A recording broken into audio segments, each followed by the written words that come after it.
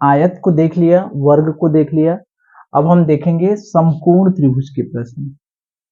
तो समकोण त्रिभुज में क्या होता है कि समकोण त्रिभुज में त्रिभुज का एक कोण समकोण होता है, ये कोण एक कोण समकोण होता है, और ये जो लंबवत भुजा है उसे कहते हैं लंब, और ये जो पट भुजा है इसे कहते हैं आधार, और ये जो तिरछी भुजा है इसे कहते हैं कर्ण। समकोण त्रिभुज में एक लंब होता है, एक आधार होता है, एक कर्ण होता है। अब इसमें एक सूत्र है कि कर्ण का पाइथागोरस प्रमेय है, कर्ण का वर्ग बराबर लंब का वर्ग धन आधार का वर्ग। ये पहला सूत्र है, यह है पाइथागोरस प्रमेय, पाइथागोरस प्रमेय। और दूसरा है क्षेत्रफल जो होता है 1/2 लंब आधार गुणे लंब, आधार गुणे लंब। इन्हीं दो सूत्रों से हमारे सारे सवाल लगाएंगे। सब में वही रहेगा, जो पूछेगा उसे मान लेंगे, समीकरण बनाएंगे, फिर उसे सॉल्व करेंगे। एक अननोन है, एक समीकरण बनेगा, दो अननोन रहेंगे, दो समीकरण बनेंगे, फिर सॉल्व करेंगे, द्विघात समीकरण बनेगा। लेकिन समकोण त्रिभुज के जितने भी प्रश्न रहेंगे उसमें यही सूत्र लगाएंगे। क्षेत्रफल की बात करेगा तो 1/2 आधार गुणे लंब करेंगे। कर्ण की बात करेगा, कर्ण रहे या न रहे ये हम सूत्र लगा सकते हैं, कर्ण का वर्ग बराबर लंब का वर्ग धन आधार का वर्ग। यानी अगर लंब को x मान ले और आधार को y मान ले तो उस हिसाब से कर्ण का स्क्वायर बराबर x² प्लस y², और क्षेत्रफल बराबर हो गया 1/2 xy। ठीक है, अब इसके सवाल देखें तब ज्यादा बेटर समझ में आएगा। देखिए एक प्रश्न है, एक समकोण त्रिभुज की समकोण बनाने वाली भुजाएं, यानी ऐसी भुजाएं जो समकोण बनाती हैं, वो है x+2 सेमी और 4 ब्रैकेट में x+1 सेमी। यदि त्रिभुज का क्षेत्रफल 84 वर्ग मीटर हो, 84 वर्ग सेमी हो, तो त्रिभुज की तीनों भुजाएं ज्ञात कीजिए।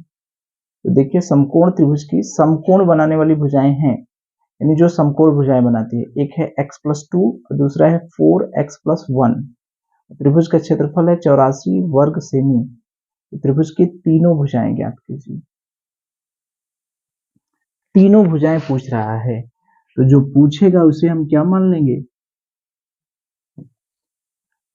फिर समीकरण बनाएंगे, फिर उसे सॉल्व करेंगे। समीकरण कैसे बनेगा, जैसे जैसे कह रहा है वैसे वैसे करते जाएं। देखिए त्रिभुज की समकोण त्रिभुज की समकोण बनाने वाली भुजाएं, ये हमारा समकोण त्रिभुज है, ये समकोण त्रिभुज है, मान लीजिए ए बी सी, चलिए नाम की कोई जरूरत नहीं। तो समकोण बनाने वाली भुजाएं कौन है, ये जो कोण है यही हमारा कोण है 90 डिग्री। तो समकोण बनाने वाली भुजाएं ये हैं और ये हैं, यही दोनों भुजाएं मिलके समकोण बनाती हैं। तो कह रहा है समकोण त्रिभुज की समकोण बनाने वाली भुजाएं x+2 और 4x+1 है, यानी एक भुजा है x+2 सेमी और दूसरी भुजा है 4x+1 सेमी।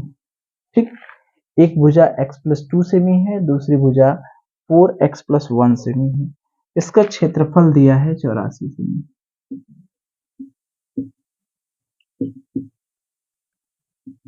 84 वर्ग सेमी।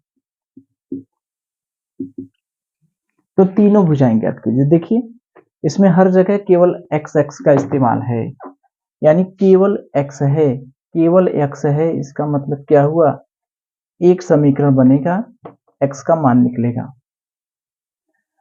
समकोण त्रिभुज की समकोण बनाने वाली भुजा, समकोण बनाने वाली भुजा कौन है, एक भुजा ये है और एक भुजा, यही कोण 90 डिग्री है। तो ये भुजा और ये भुजा, यही दोनों भुजाएं मिलकर समकोण त्रिभुज बना रही हैं। तो एक भुजा दिया है x+2 और दूसरी भुजा दिया है 4x+1 सेमी। क्षेत्रफल दिया है 84 सेमी स्क्वायर। तो हमने क्या कहा, हमने यही कहा कि जो पूछेगा उसे मान लेंगे। तो एक अननोन है तो एक समीकरण बनेगा, तो यहाँ पर मानने की कुछ जरूरत है नहीं, x खुद ही दिया है।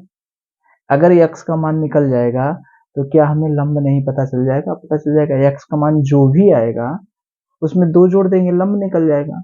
x का मान जो भी आएगा उसमें 1 जोड़ के 4 का गुणा कर देंगे, आधार आ जाएगा। लंब आ जाएगा, आधार आ जाएगा, तो कर्ण इस पाइथागोरस प्रमेय से निकाल लेंगे। तो समीकरण बनाए। तो क्षेत्रफल देखिए दिया है 84।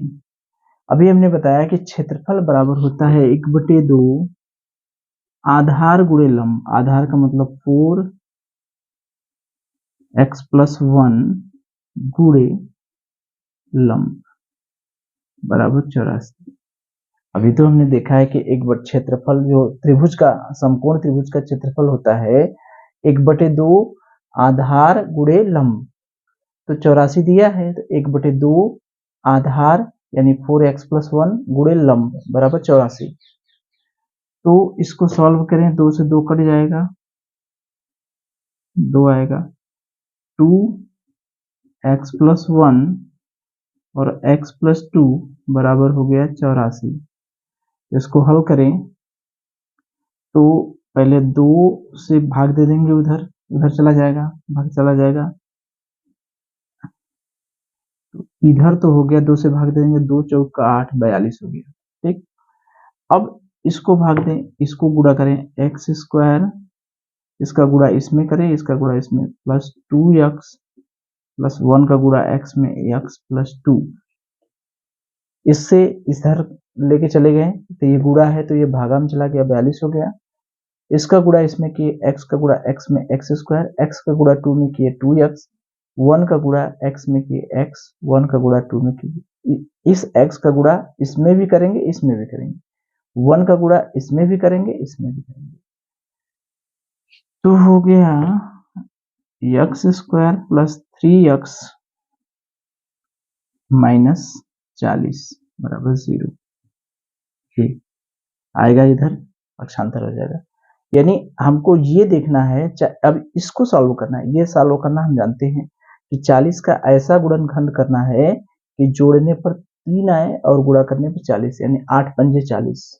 ठीक, प्लस 8 और माइनस 3, माइनस x² प्लस 8 और माइनस 5, माइनस 40 बराबर 0। x कॉमन ले लिए, x+8 माइनस 5 कॉमन ले लिए, x+8 बराबर 0। यहां से आ गया x minus plus 8, x minus 5, x minus 5, x+8 बराबर 0। x माइनस 5 बराबर 0, यहां से x बराबर आ गया 5 सेमी। एक तो ये आ गया, x+8 बराबर 0, x बराबर -8 सेमी। ये तो होगा नहीं, चूंकि समकोण त्रिभुज की भुजा कभी भी निगेटिव नहीं होगी। तो x बराबर 5 आ गया, तो x बराबर 5 आ गया, तो क्या हमारा उत्तर आ गया? एक भी भुजा पता चली, x की वैल्यू निकला है। अभी हमारी भुजा नहीं पता चली, ये x की वैल्यू पता चली है। तो x की वैल्यू पता चली है तो हमारा x, यहां तक तो कोई दिक्कत नहीं है। हमने किया क्या कि एक समकोण त्रिभुज है जिसमें समकोण बनाने वाली भुजाएं x+2 सेमी और 4x+1 सेमी है, समकोण बनाने वाली भुजाएं। क्षेत्रफल दिया है 84 वर्ग सेमी। तो हमसे कह रहा है कि भुजाएं ज्ञात कीजिए। तो सब में x x अपने से दिया है, कुछ मानने की जरूरत नहीं है, केवल x है।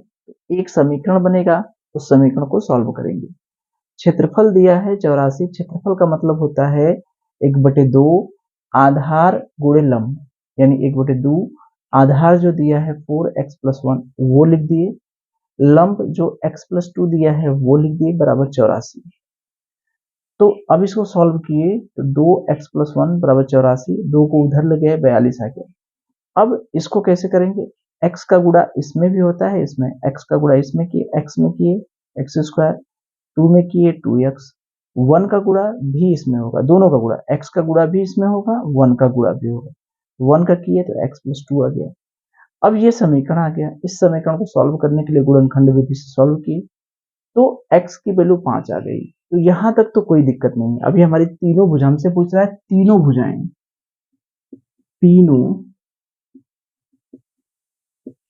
भुजाएं बताना है। अभी तो हमारी एक भी भुजा नहीं निकली, x निकल गया, लेकिन हमसे एक चीज पता चल जाएगा कि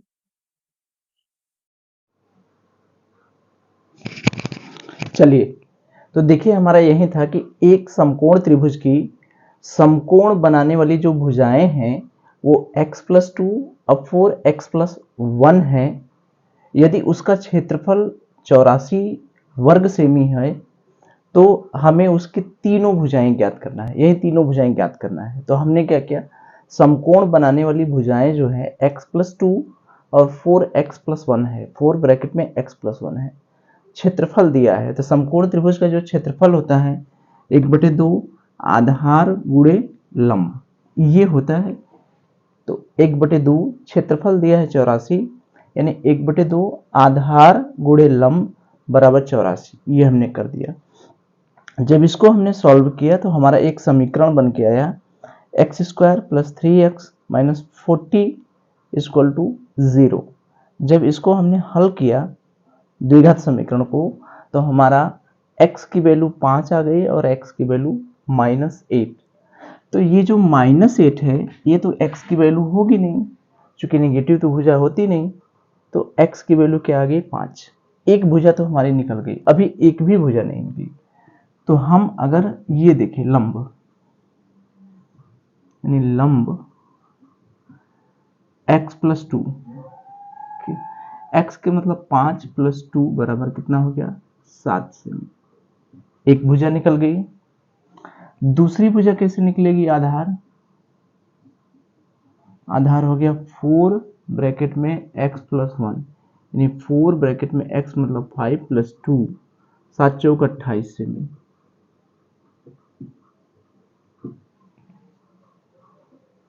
4 ब्रैकेट में x+1, ये हो गई। और तीसरी भुजा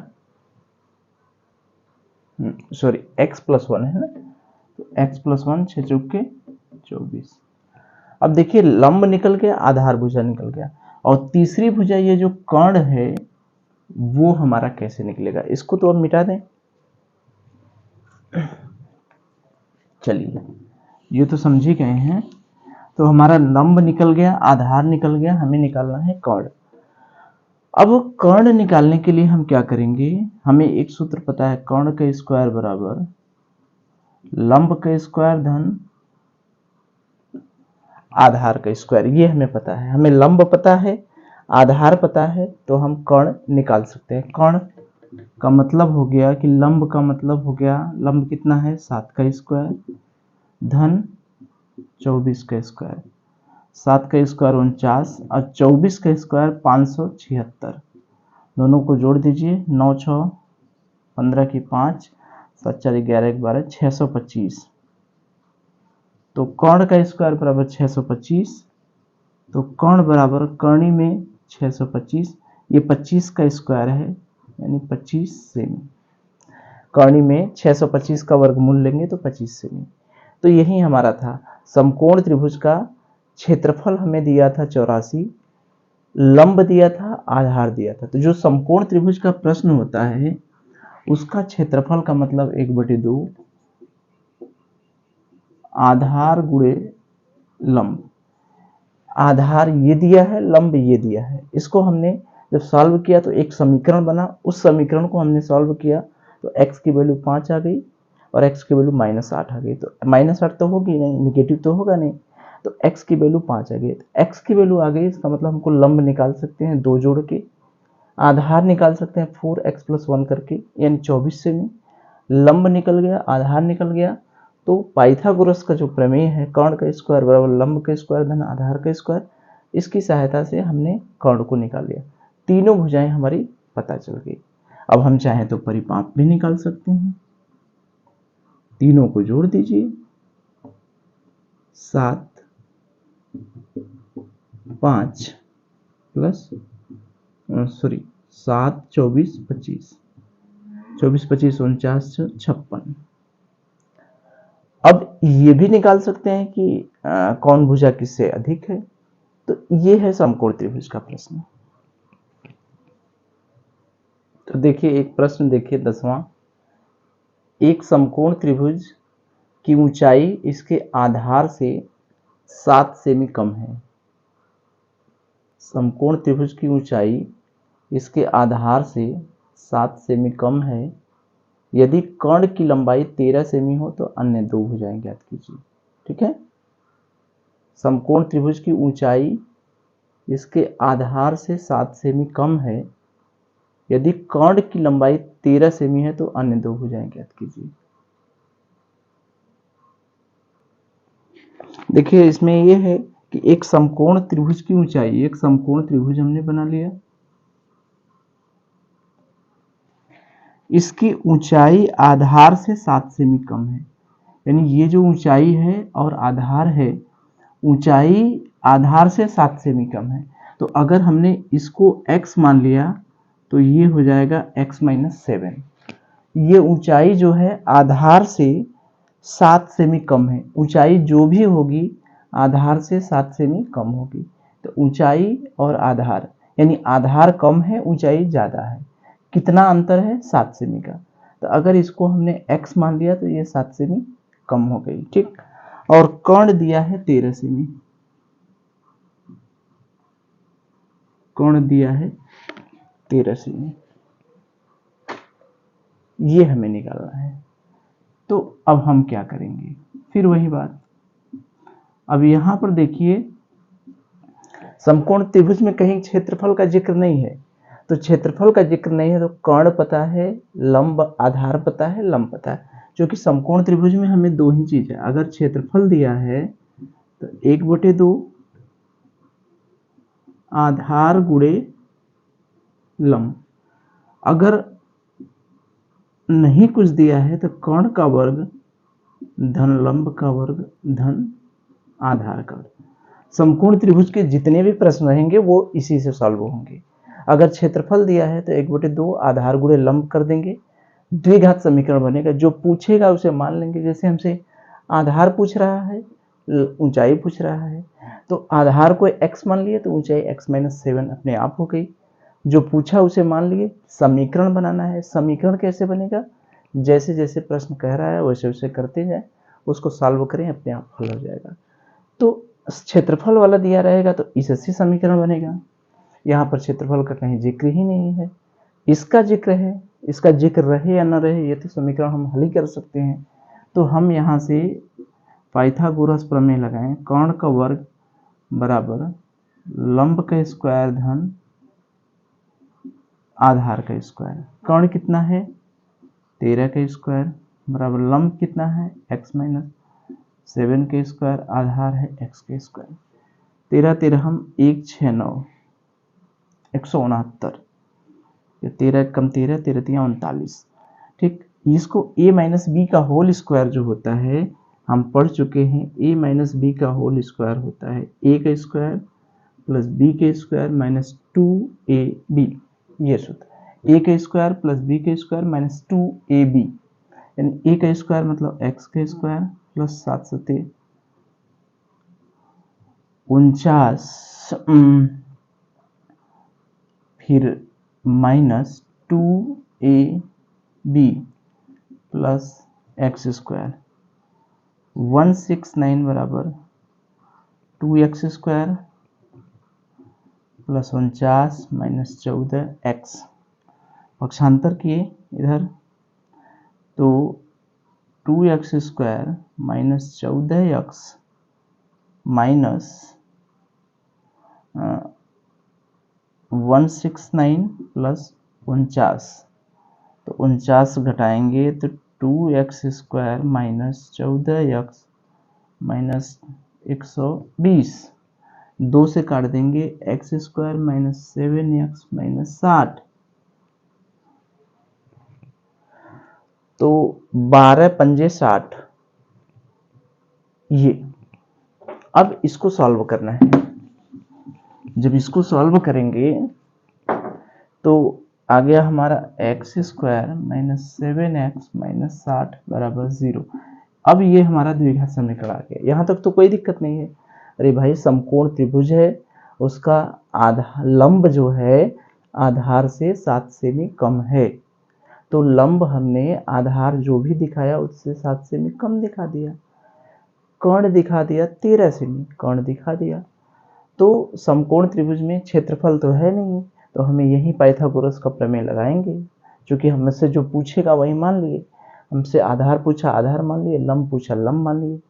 समीकरण बनाए, समीकरण कैसे बनेगा? क्षेत्रफल दिया रहेगा क्षेत्रफल से बनेगा, और नहीं कुछ दिया है तो पाइथागोरस। समकोण त्रिभुज वाले में या तो पाइथागोरस से बनेगा या तो क्षेत्रफल से बनेगा। तो हमने पाइथागोरस का लगा दिया, कर्ण का स्क्वायर बराबर लंब का स्क्वायर धन आधार का स्क्वायर, ये समीकरण बन गया। अब इस समीकरण को जब सॉल्व करेंगे तो इसको तोड़ा जाता है, हल करना हम जानते हैं। 12 पंजे 60, 12 और 5 यानी x² minus 12x plus 5x minus 60 बराबर 0। x कॉमन ले लिए, x माइनस 12 प्लस 5 कॉमन ले लिए, x माइनस 12 बराबर 0। तो यहाँ से आ गया x माइनस 12 ब्रैकेट में x प्लस 5 बराबर 0। तो x माइनस 12 बराबर 0, तो x बराबर 12 सेमी। एक तो आ गया ये उत्तर, और x प्लस 5 बराबर 0, x बराबर हो गया माइनस 5 सेमी।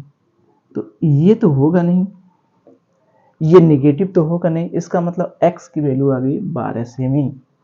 तो x की वैल्यू 12 सेमी आ गई, इसका मतलब आधार हो गया 12 सेमी। लंब कितना होगा? x में से 7 घटा दीजिए, 12 में से 7 घटा दीजिए, कितना आ गया? 5 सेमी। ये हो गया।